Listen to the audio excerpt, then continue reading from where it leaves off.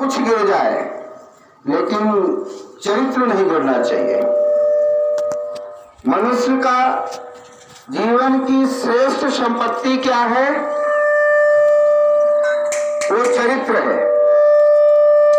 कल एक हमारे वक्त बोल रहे थे, गुरुजी आप मुख में कुछ चावल, कुछ वस्त्र, कुछ बांध लिया करें, और इस कोरोना की संकटकालीन में इतनी सेवा कर रहे हैं।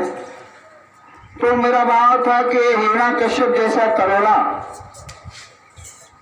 मुझे प्रभावित भक्त को हिरण्यकश्यप का प्रताड़ना कभी प्रभावित नहीं किया। ये कोरोना जो हिरण्यकश्यप का स्वरूप है, तो भक्त को कभी प्रभावित नहीं करता। जो माँ को जानता है, जो माँ की कृपा को जानता है, ये कोरोना भी माँ की डांट है। मनुष्य जीवन में कितना पाप कर रहा है। भाई बहन के संबंधों का कोई संबंध नहीं है, आज माँ बेटे के संबंध नहीं। तो जो संतान अपनी माँ को समझता है, और जो संतान माँ की डांट को, जो संत की डांट को समाज, राष्ट्र, मानव समझता है, सहन करता है, वही कृपा के पात्र और ऐसे सेवा के पात्र बनता है। एक पत्रकार जी आए, उन्होंने कहा, गुरुजी मैं आपकी इतनी बड़ी सेवा देखा और हमेशा मैं उनको कुछ न कुछ दे करके भेजता था, लेकिन जब इन्होंने ये सेवा देखा तो उनका वहां हुआ कि गुरुजी मैंने तो देख करके रह गया, इतने बड़े वट मंदिर, इतने बड़े बड़े लोग, और जितनी अच्छी सेवा आपके द्वारा हो रही है, तो ये सेवा भी हम अपनी नहीं मानते, ये सेवा माँ की मानते हैं। ये माँ सेवा अपनी संतान की कर रही है। कबीरदास जी बहुत बड़े दानी थे, गंगा के तट में दान करते थे, करते करते उनकी आंखों में आशुपात होने लगते थे। बात पहुंचते पहुंचते जब तुलसीदास जी के पास पहुंची, तुलसीदास जी ने एक अपने सेवक के द्वारा पत्र लिखा, क्योंकि भोजन तो आप लोग पाते ही हैं, रोज पाते हैं, लेकिन कुछ ये अमृत वाणी को पान करिए, जिस वाणी से ध्रुव और प्रहलाद जैसे महावीर, कबीर जैसे संत पैदा हुए।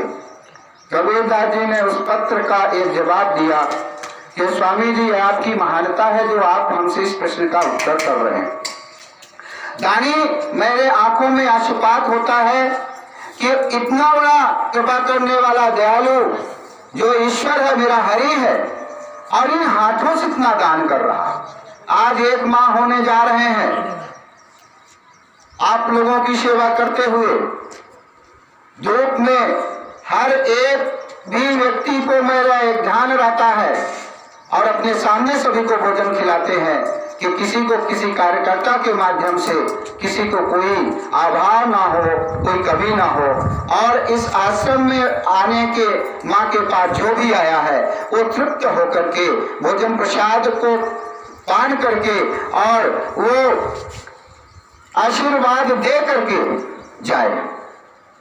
ये आप लोगों का भी धर्म है कि थोड़ा सा आज वही शरीर मेरी है कि आप लोगों की इतनी सेवा हो रही, आप लोग भी वही शरीर लेकर के किसी के अधीन पे खड़े हैं। तो इस कृपा को, इस शब्द को हमें पान करने की आवश्यकता है।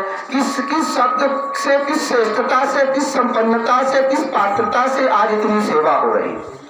मैंने जन्म लेने से बाद ही हमेशा लोगों की सेवा करता रहा, लोगों को खिलाता रहा, लोगों को दान करता रहा। आज यही बार भोजन का दान नहीं हो रहा। मेरे पास जो भी भक्त आते हैं, जो भी आश्रम से जुड़े हैं, चाहे आचार्य कोई भी हो, गुरुजी मेरे पास ये समस्या है, उनको अन्न दान भी देता हूँ, उनको कुछ पैसे भी देता हूँ कि जो भी इस माँ के दरबार में, मेरे सानिध्य में, मेरे नजदीकता, मेरे निमित्त आया है, उसको संतुष्ट करके भेजे। तो शरीर का वस्त्र भले गिर जाए, लेकिन चरित्र नहीं गिरना चाहिए। अगर चरित्र गिर जाता है तो मानव वो अपना ही पेट नहीं भर पाता है, वो अपने पेट के लिए ही दूसरे की अधीनता को दूसरे के सहारा को जीवन जीता है। जीवन में हमेशा एक बात ध्यान रखिएगा कि संघर्ष करिए, मेहनत करिए, तपस्या करिए। ये भोजन आप नहीं पाते हैं, ये भोजन का ईश्वर ग्रहण करता है। क्योंकि श्रीमद् भागवत में आया है, हे जीवे बे रसारज्ये मधुर प्रिय नाराख्यम पीयूषम पीजूबे निरंतरम। भक्त ने भगवान को भूल गया लगाने के लिए और स्वयं पान कर लिया, बड़ा दुखी हुआ। तो भगवान से कहा, बोले भक्त नहीं, इस जीवा में पहला जो भी आप ग्रास लेते हैं उसका पहले मैं स्वयं रस का स्वादन करता हूँ और इसका स्वयं मैं आनंद लेता हूँ।